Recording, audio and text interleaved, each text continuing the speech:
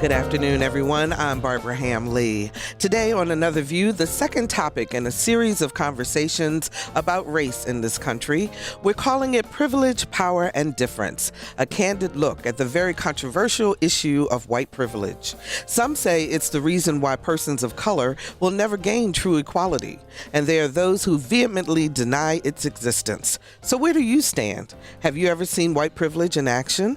Is the notion that it exists simply another way to divide the races? A candid discussion about white privilege is next on Another View, right after this news from NPR.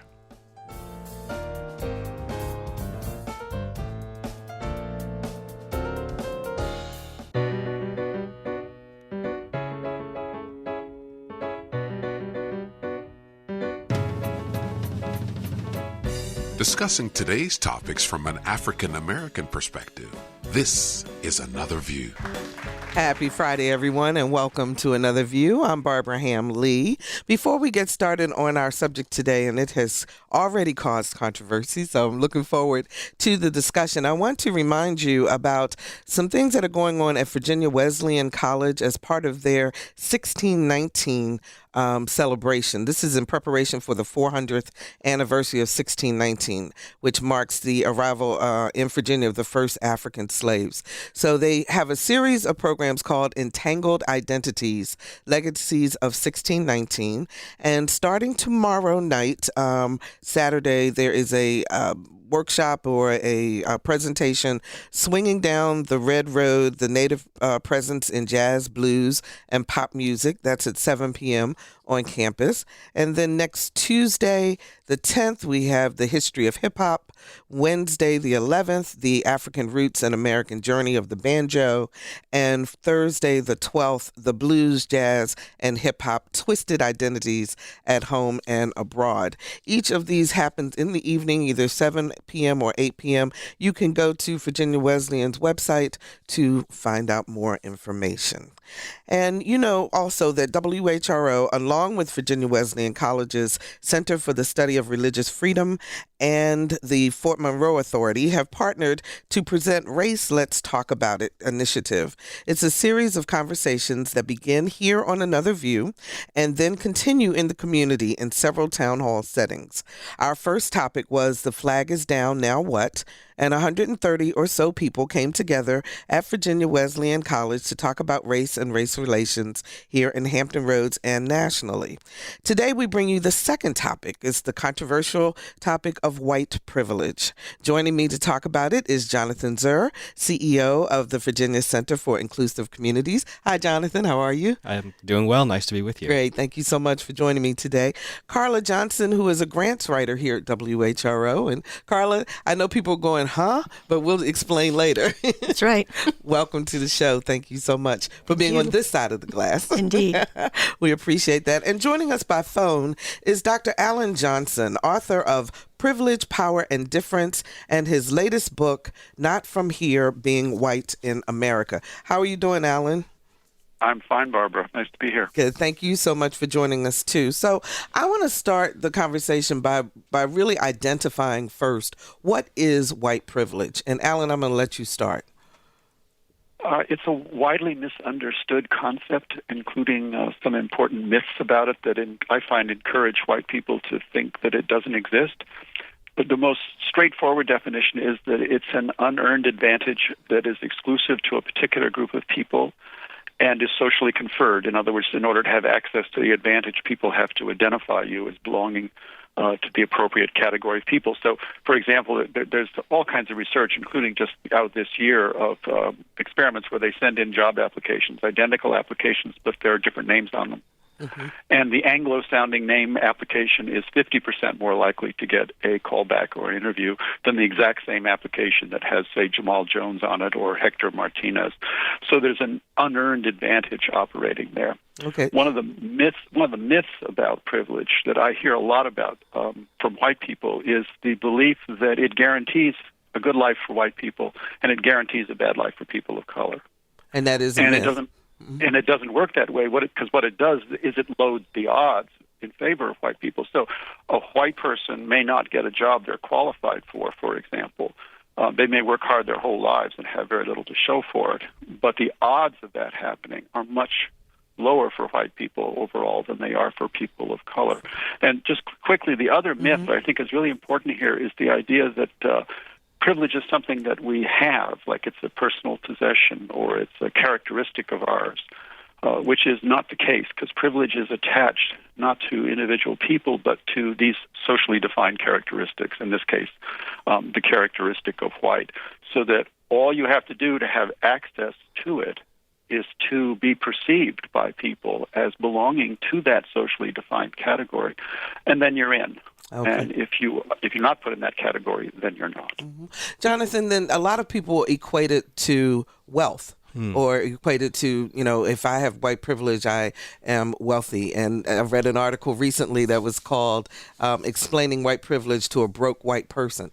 What's the difference? And does it include wealth or class? Yeah, I think people understand privileged to look a certain way based on issues of class. And when we talk about the concept of white privilege, we're really talking about access to opportunity solely based on your identity. So even if you do not have financial means, there are still ways, because you are white and walk into a particular space, that you might be treated differently. We see that a lot in schools, that students get tracked into different classes, honors and AP classes, or more likely for the same behavioral infraction to be suspended or expelled, or to simply let it go. And that's based on the visual appearance. And so that's not based on how much money you have in the bank or how much money you have in your wallet. Socioeconomic status can determine certain levels of access, but your racial identity, as it's socially constructed and understood, is another part of it. And Allan, I want to talk to you just because you, in your book, you mentioned different areas in which white privilege exists. In terms of disabilities, in terms of gender, and so forth. But race, when you talk about it in terms of race, it seems to be such a hot button issue. Why do you think that is? I think it's a hot button issue in the United States, well, at least among white people, because our awareness of the costs of racism is so close to the surface. White people, for example, I find are extremely sensitive to even the possibility that they might be accused of being racist people, and so and their awareness of their vulnerability to that kind of charge, I think, makes them very sensitive to it. So our awareness nationally of the ongoing legacy of race in this country, I think, is a source of hypersensitivity for white people, which is why every time something happens that brings this into the forefront, I think that's why there's so much bad conversations, a lot of yelling that goes back and forth, and a lot of defensiveness and denial. Yeah, defensiveness and denial. I was surprised as we started talking about doing this show that the most pushback that I received was from white, heterosexual, upper middle class men. And I was really a bit surprised, Jonathan, about why they would react so negatively towards it, as I would think they would be more, global in thought. I did a program a few weeks ago through the Virginia Center for Inclusive Communities for a college group, and it was on this very topic. And I heard repeatedly from white males who were saying, "You're just trying to make me feel guilty. Why are you trying to make me feel guilty? I'm not going to feel guilty for being who I am." And the conversation that we were trying to have was to better understand the lived experiences. Just because I can walk through the door and things are set up for me as a white male does not mean that everyone else has that same level of access. And if I'm truly going to care about others, understand the experiences of others, make informed decisions, I need to have that level of empathy and understanding about the fact that my experience is not universalized. And in fact, that white males are universalizing their experiences is an example of privilege to be able to do that. Carla, I want to bring you into the conversation because you work here at WHRO, but you are a staunch supporter of Another View, and some things have changed in your thought pattern, have they not? Yes. I grew up essentially in a white environment, and I was there for a very long time. As a matter of fact, I've told you this story before about my son who came home from preschool and announced that Martin Luther King Jr. had come to lunch. And I was fairly astonished at that, as he had been gone for some time.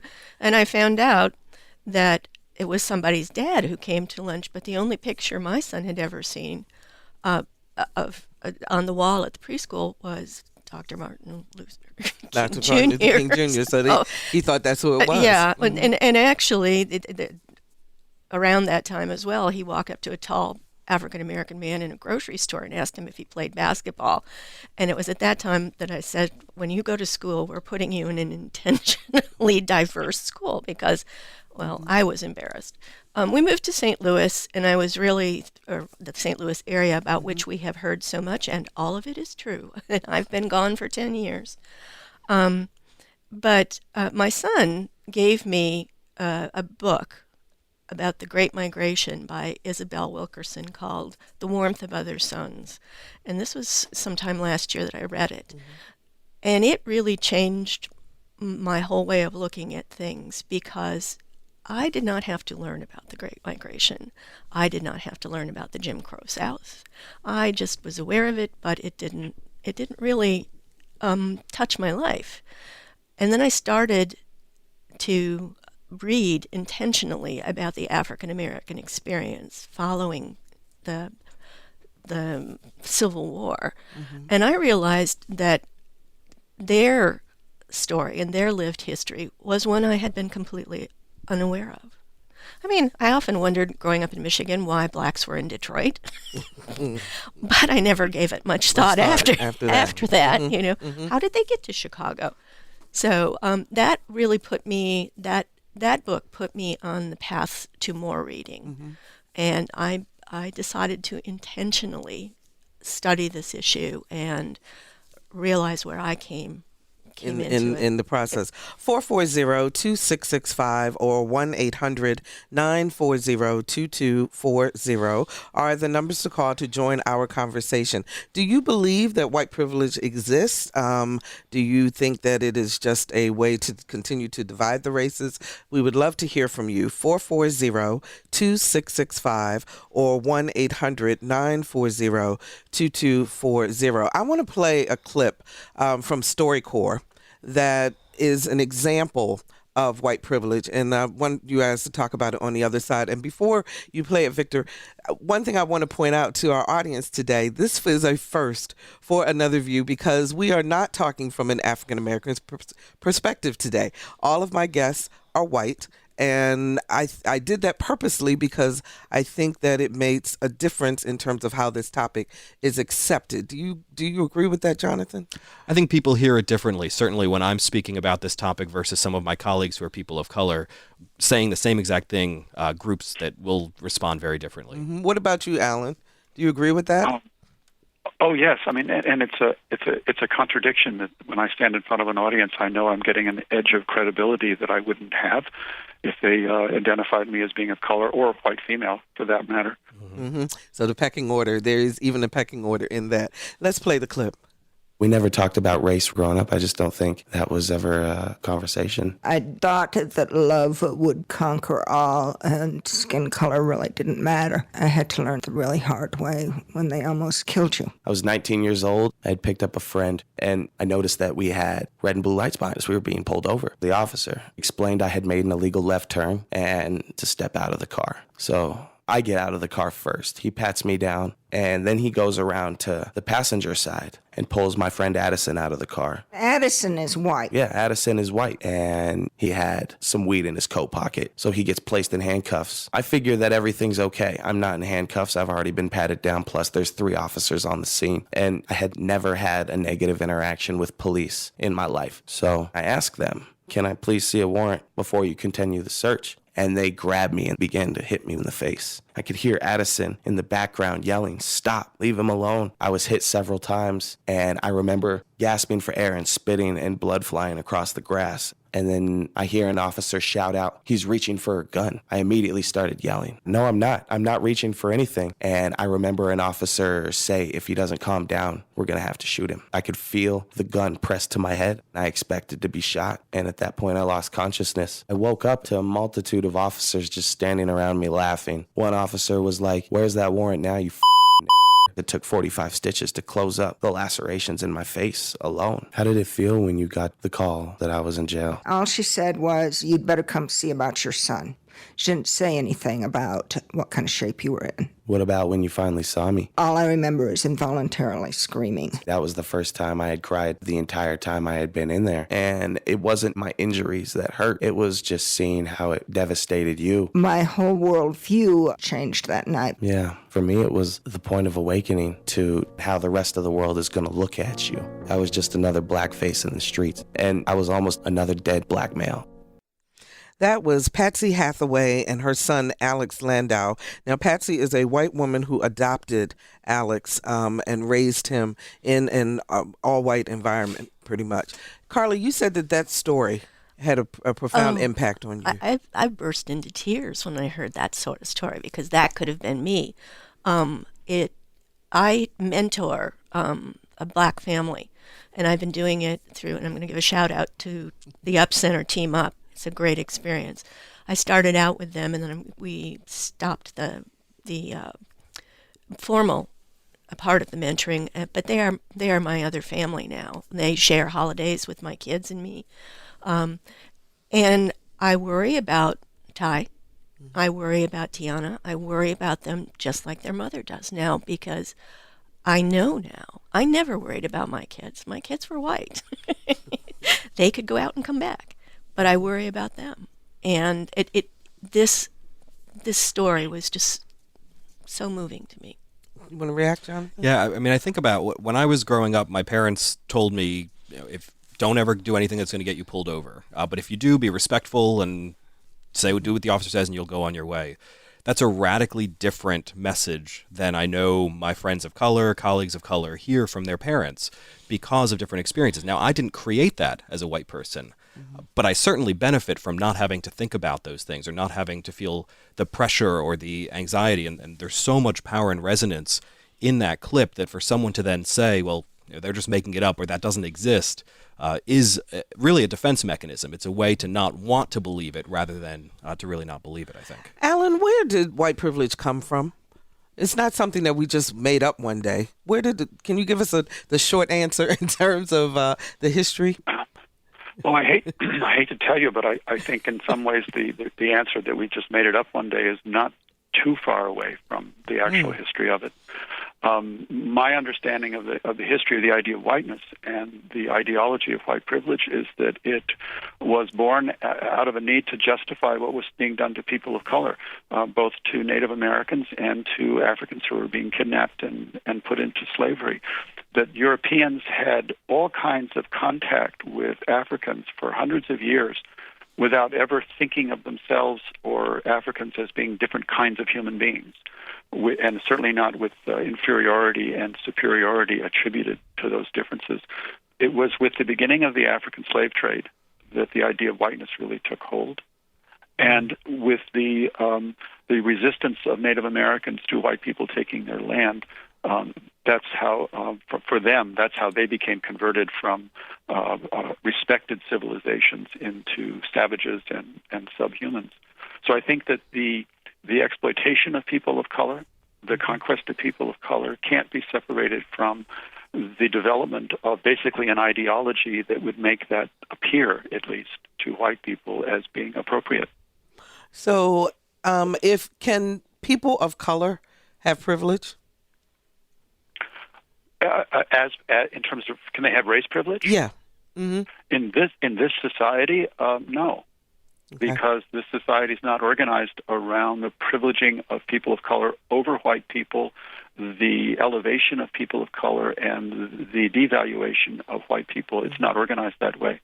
The reason I bring that up is because a lot of times when an African American or another person of color points out something that they feel is white privilege, then we're accused of being racist or defensive, or you're just trying to cause problems. And also, Jonathan, I want to ask you this: this is not about guilt, or it should not be about guilt. Yeah, Peggy McIntosh has a fabulous article called "White Privilege: Unpacking the Invisible Knapsack," and what she says is that she was taught growing up that racism and prejudice was about individual acts of meanness. So how I treat you and how you treat me. And so there is an incredible defensiveness that I certainly have experienced as a white person over time, and I've seen others experience, because I'm not trying to be mean to other people, and I don't want other people to have negative outcomes. And yet this is really about how society is structured to grant access to some, to push some people up and push others down solely based on aspects of identity. Again, I didn't create that as an individual, but certainly I can do things to either perpetuate and sustain it or to work against it in the ways that I try. Alan, I heard you in the background. Did you want to add to that? Well, I was agreeing with everything Jonathan was saying, and I guess the only thing I would add to it is that as a white person and as a man, I am. It's not possible for me to not be part of the problem. As long as I participate in this world, we're all part of this problem, and we may play different roles in that. We may participate in different ways, but there's no way not to participate. But at the same time, then the choice that I feel that I confront is, do I also want to make myself part of the solution?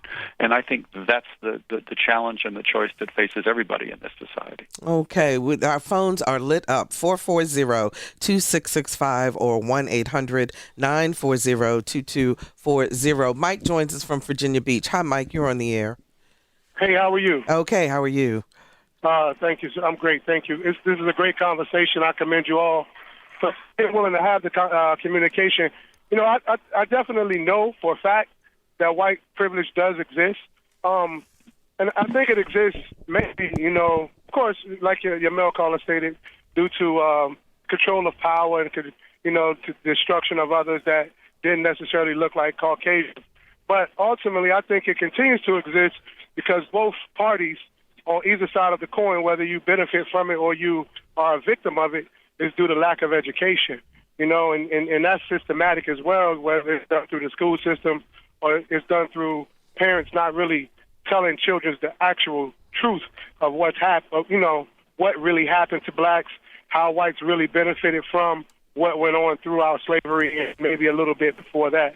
So again, I'll take you guys' comments offline, but I just really appreciate the conversation. Okay, thank you so much for calling, Mike. I appreciate it. Carla, I saw you nodding your head. Well, I absolutely agree that it's about education, and there's an actual simmering warfare out in the country about history, is how history is taught, and we don't.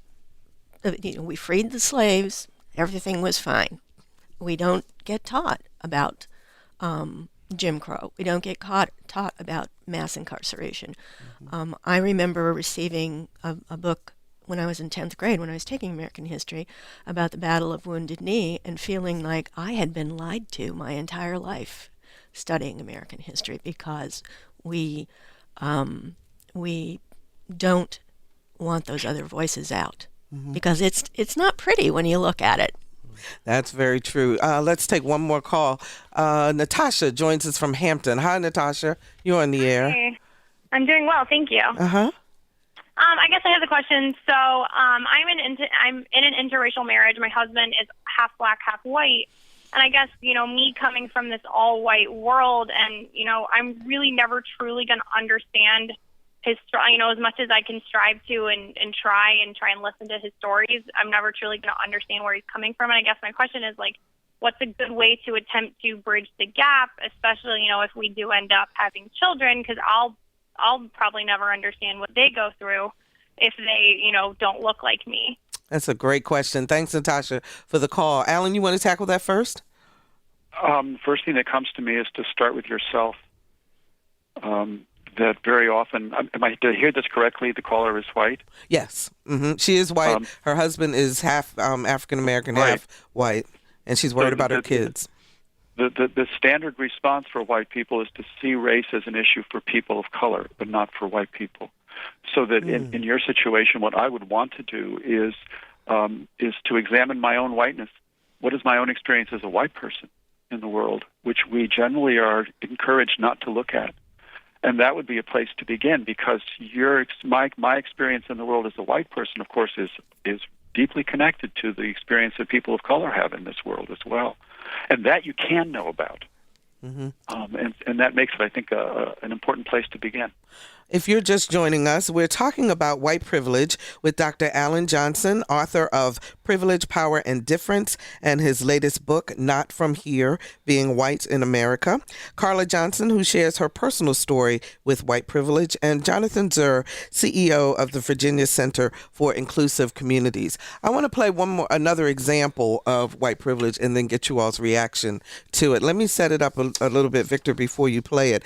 This is a woman by the name of Angela Jagrai, and she is talking about what happened to her in a grocery store with her sister-in-law, who is half black, but looks white. And let's play the clip. Kathleen comes up, and the checker, who is a strawberry blonde, freckled, very delightful, warm, this young woman, is talking to Kathleen. Hey, how you doing? Isn't it a nice day today? They're just chatting up, and says, yes. So Kathy writes her check, and she steps off to the side with her groceries because she's waiting for me. Of course, again, Kathleen looks white. So I come up. No conversation. She looks up at me. Absolutely no chatter. I write my check. My daughter, however, is 10, notices immediately the difference in how she responds to me. And she goes, I'm going to need 2 pieces of ID. At which point, my daughter looks at me and tears are coming up in her eye like, Mommy, you're not going to let her do this. Why is she doing this to us? So I'm trying to figure out what I should do, because behind me are 2 elderly white women, right? And I'm thinking, okay, so then I become the angry black woman. I'm just trying to second guess all the drama. I just give her the 2 pieces of ID. I said, some things you got to choose your battles, right? And then it gets worse. She pulls out the bad check book, right? So she starts searching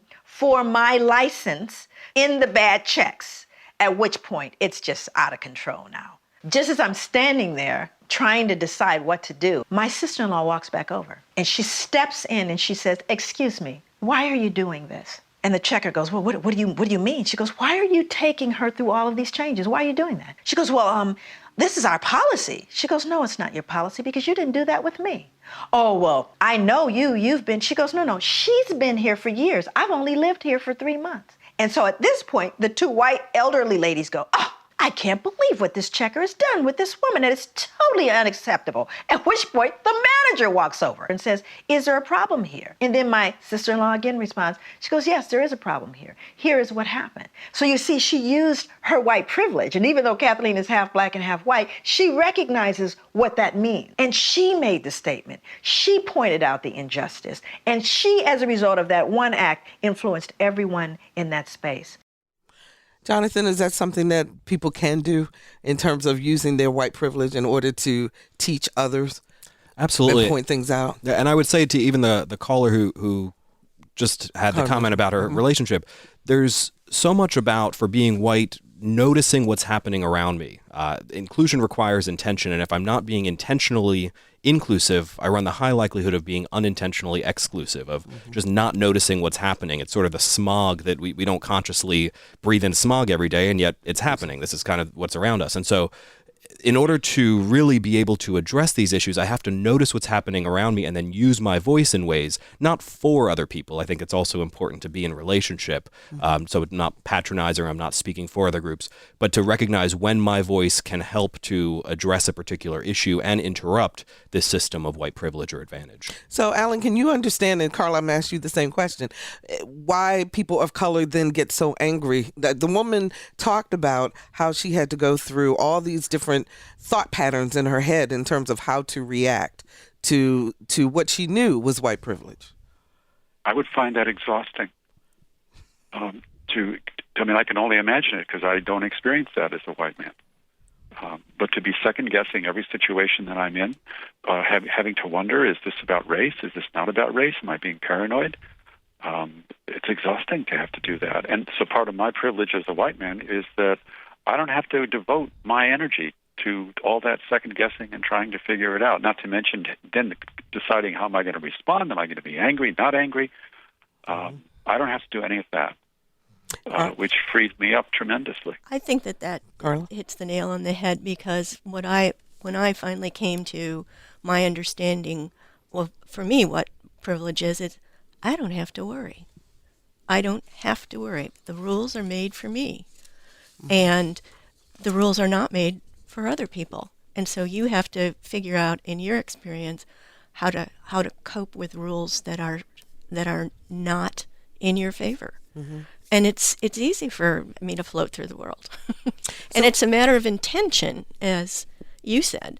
You have to intentionally address this, and you have to want to do it. And I think a lot of people don't want to do it, and it would become tiring for them, or they don't want to go through the reflection that it requires. Okay, let's go back to the phones, 440-2665 or 1-800-940-2240. Give us a call. Tell us what you think about white privilege. John joins us from Newport News. Hi, John. You're on the air. Hello. I want to see what your panel and the listeners think about the fact that there is a religion prevalent in this country and around the world that props up white people as God, and all of the biblical figures were depicted as white people. And to me, that's the impetus for a lot of racism and possibly even the slave trade. So white folks just felt superior to people of other races. I just want to put that out there to see what your panel and the listeners think about that. Okay, John, thanks so much for the call. Jonathan, I'll go to you first. Yeah, I think the messaging that surrounds us certainly informs who has subconscious senses of superiority or inferiority. So within religious contexts, who do I see as being God or godlike? In schools, who do I see being reflected in our American history, quote unquote, or on the bulletin boards? When I look in pop culture, who do I see represented? So I think when this becomes the background and context, it's, again, not something that's overtly happening. It's not about individual acts of meanness, but this is surrounding us and saying who has power, who doesn't, who belongs, or who's on the outside. Carla, I want to ask you, since you mentor an African-American family, as you said, now they're a part of your family, what do you say to particularly the young lady as she's growing up? What kinds of things do you talk to her about so that she will be able to cope and to deal with white privilege? Oh, we've been very frank with one another about things, and we talk about why things are the way they are.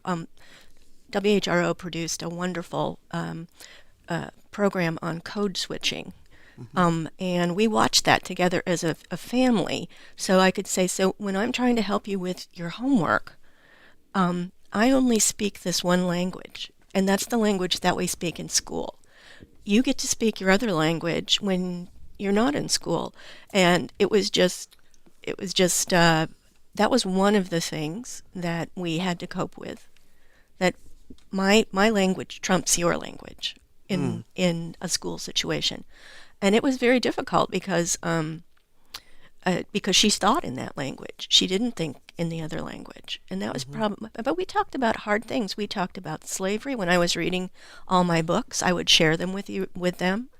We would talk about how they can't go back in their family tree much past a great-great-grandmother. They have no idea. So I learned a lot about what, in addition to, imparting wisdom to them, they imparted a lot of wisdom to me, and it was all very enlightening. 440-2665 or 1-800-940-2240. Amy joins us from Suffolk. Hi, Amy. You're on the air. Hi, Barbara. It's great talking to you. Thank you. I wanted to say that I've been doing a lot of research recently because I am also in a long-standing interracial marriage, and my kids, no one would walk up to them and think that they were black ever. And that's been really interesting for me because I have never had that as an issue. But we have not discussed so far in your radio show who exactly is white, because having looked back at history, deciding who is white and who gets granted these privileges is a really messy issue. Especially in Virginia, where you had people who were claiming Native American descent but wanted white privilege, and people whose birth certificates were changed, arbitrarily without their consent or knowledge even, to be something that was not whites for tax advantages or land advantages or having these privileges taken away from them. Okay, then let's talk about that. Allan? I think the first thing to be aware of around the whole idea of race as we use it is that it's not based in reality. Actually, the way I'd really describe it is it's crazy. Because it's based on a complete fiction, and so you get, at various times in history, the Irish were not considered to be white, Greeks, Italians, Jews, Muslims. I mean, it's just, and the who gets included as white depends upon the interests of the people who are in a cultural position to make that decision. In California, there was a Supreme Court case like 100 years ago where the Supreme Court of California ruled that Mexicans were white, but that Asians were not. And the reason, it turned out, was that at that time, Mexicans owned a lot of land in California. They were powerful. And so they got to be white. And Asians didn't own a lot of land, so they didn't get to be white. I mean, if you look at the history of race in the United States, of the idea of whiteness, it's just one case like this after another that makes no sense at all, except from the point of view of the interests of people who are in positions of influence and power. Jonathan, I see you nod. I think one of the things that's interesting, I use the example of walking into a store and whether you're followed or not. And so that is totally not based on someone's DNA or based on any sort of biological check. I visually see someone and I make an assumption about that person, and then there is certain treatment that follows. I think what's interesting for families that are biracial or multiracial is what happens when the children are there and they're with one parent or another. And often that's one of those cases where families that, especially for a parent who's white in an interracial relationship, who says, well, my kids don't notice these things or we don't talk about these things, oftentimes they have to make meaning when they are with one parent or another and get treated very differently. So in this whole concept of I don't see color a part of being of white privilege also? I think it very much is. I mean, certainly we can show example after example of race being an issue, and part of the response saying I don't see color is to deny its reality. I think when people say that, more often than not, their intentions are good. I think they're trying to say I don't judge people based on color, I don't make decisions based on color, and yet by pretending it doesn't exist at all, they're denying these realities of different lived experiences of institutions treating groups differently based on aspects of identity, in this case race. Okay, our phones are just like going crazy, and so I'm going to try to get as many in as possible. Hugh joins us from Charles City. Hi, Hugh, you're on the air.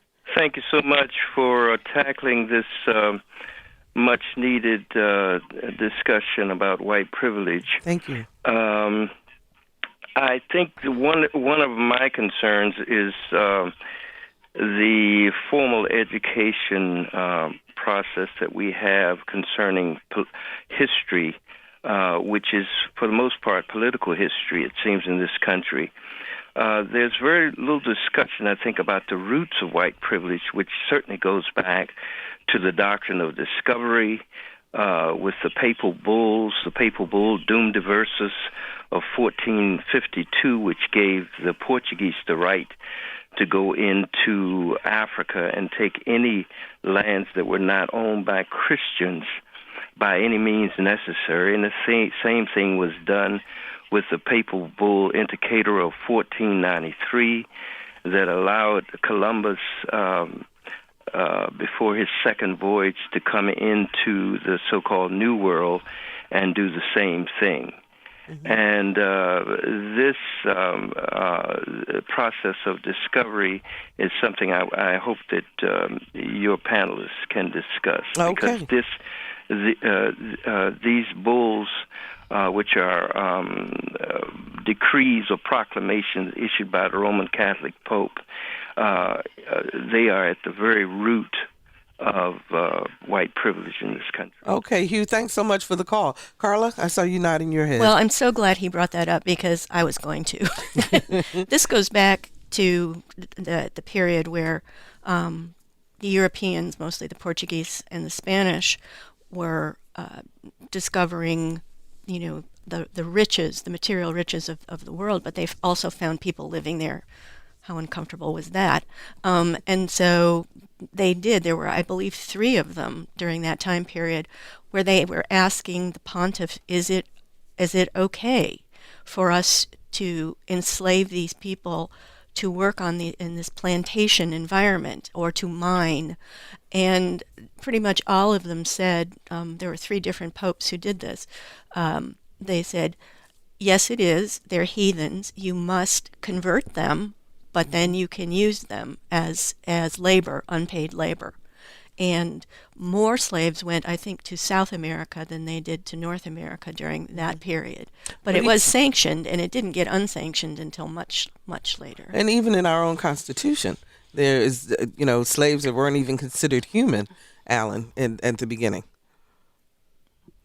Yes, I just wanted to, piggybacking on what Carla was saying, sure.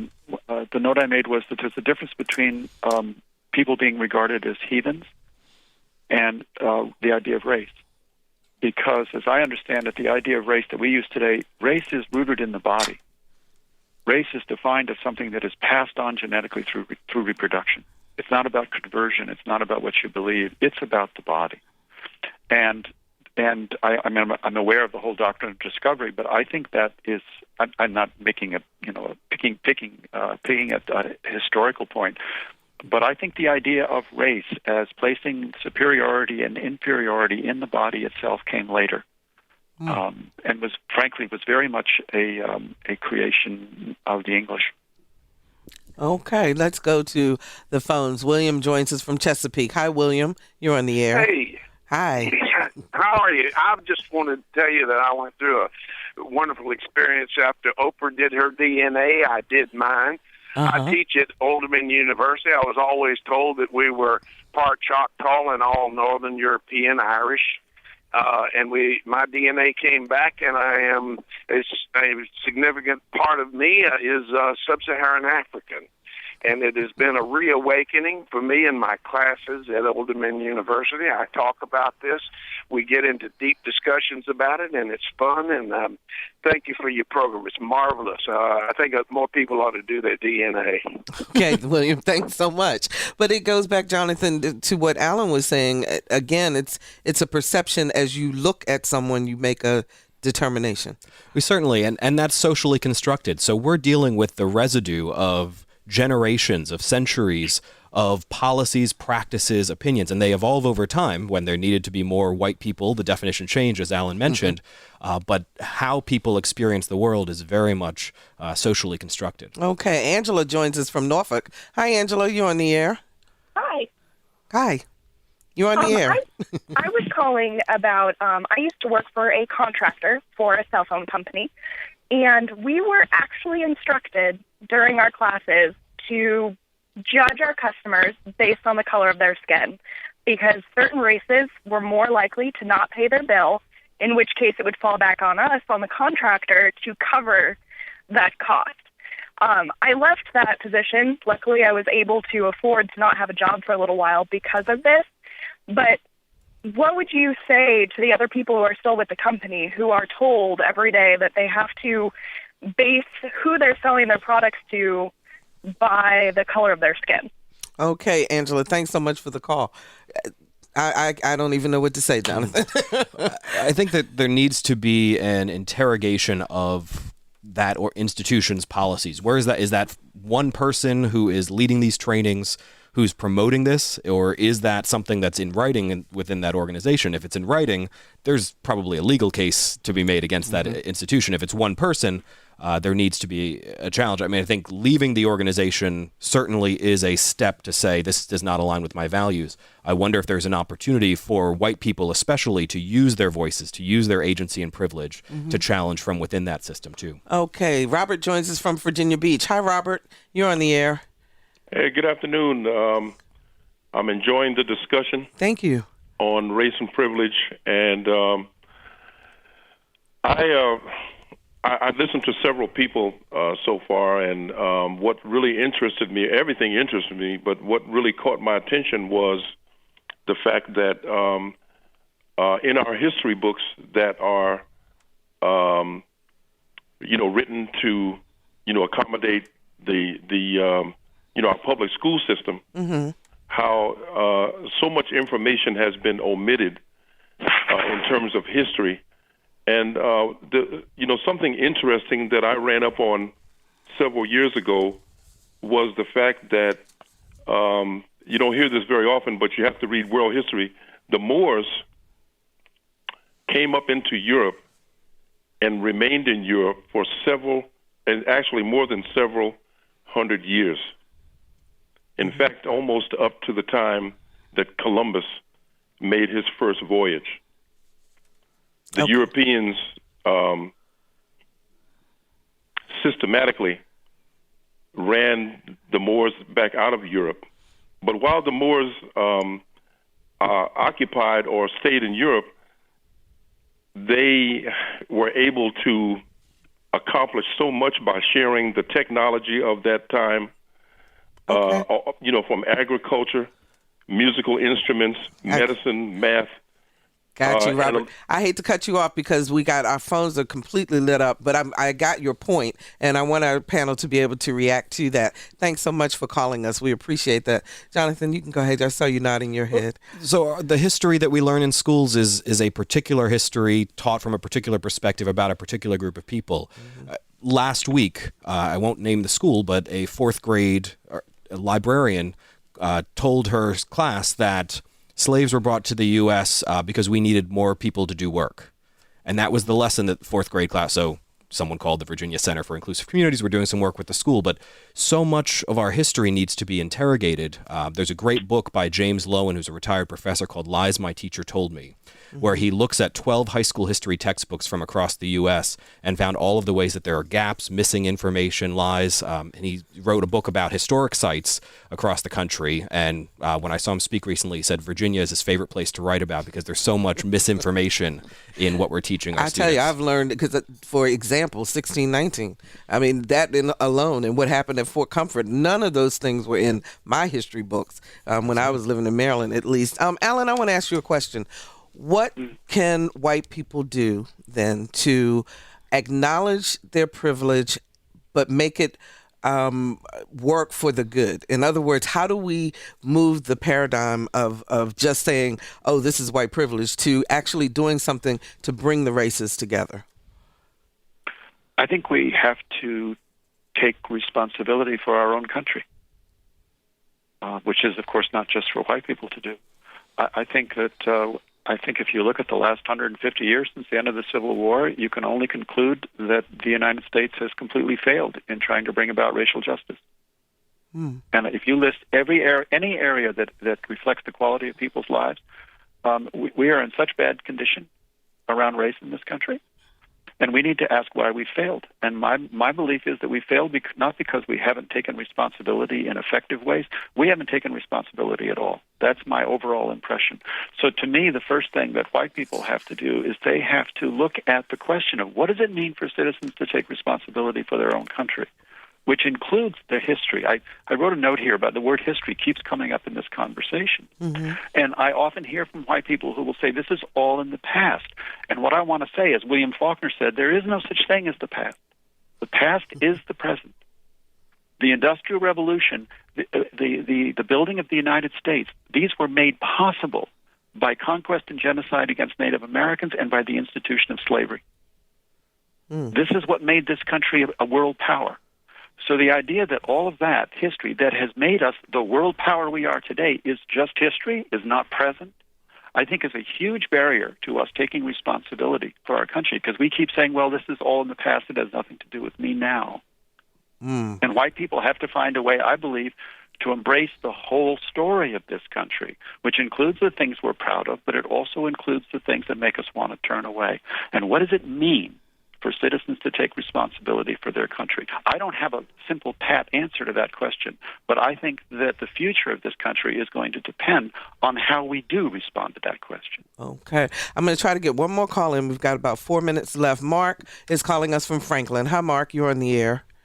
Hi. Thank you so much for taking my call. I want to share a quick anecdotal story. When I was a kid in elementary school, I went to an elementary school that was predominantly black, and pretty close to 50-50 at least. But and we didn't know anything. We just played together and had fun.